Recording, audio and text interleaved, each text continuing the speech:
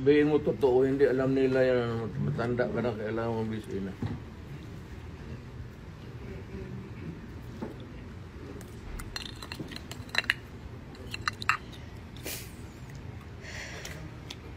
Sabihin mo siya, sabihin mo siya, nagdadala ng kaso dito.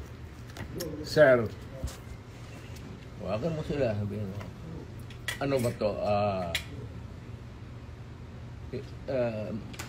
May variance kasi. Pero kung sasama ako sa iyo, huwag kang magtingin dyan, sasama ako sa iyo. Yes, sir. Thank you, sir. Total, salamat, sir. Nandito naman tayo sa government facility. Yes, so, escape is not a problem. Impossible dream. Thank you, sir. Okay lang mga parado. Ang akin lang, I might not have the chance anymore to lecture on you. The serious implications nito. Yes, sir.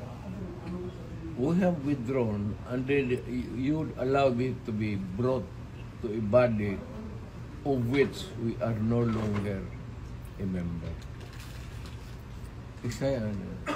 Kaya sabihin mo din sa prosecutor, sabi ni Mayor, kindly ponder on this seriously. Sir. Alam mo man, nabasa mo man siguro, withdraw na tayo. So, bakit mo ako dalhin doon sa international body na hindi tayo membro?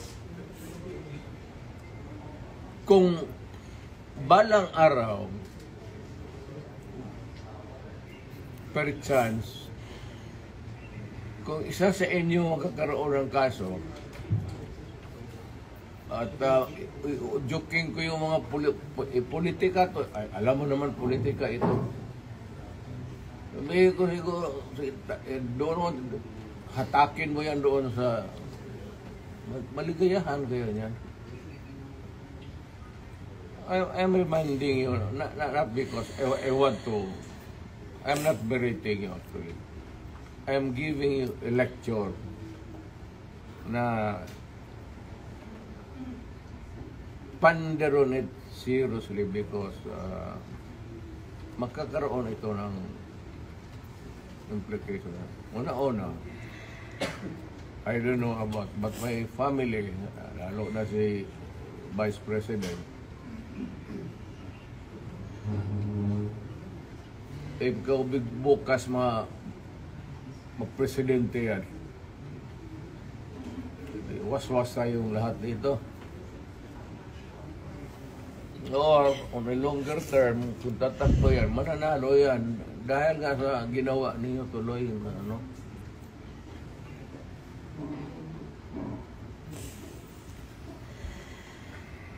Hindi kasi ako ang nakiusap. Kung ako ang kausap mo kanina sabihin ko sa iyo kutsi mo, dalhin mo dyan sa ano. Sasakay ako. Yes, thank you, sir. And then, sir, may bus tayo, sir, sa labas. Kasama, sir, ang family mo, sir. Hindi ko na, wala. Iiwan ko na. You can have a choice of 3 other companions, sir. Please. Wala. Abogado, siguro. Yes, sir.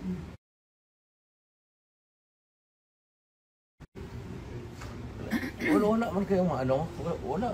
What's the worst that, kasi ito rin, what's the worst that they can hate? Malayo masyado yung Hague. Doon ka nga dalahin eh. Hindi nga papayag ang Supreme Court dyan. May mga abogado. They're actually breaking you to the Hague. Yun ang sinabi ni General Torre. That is kidnapping.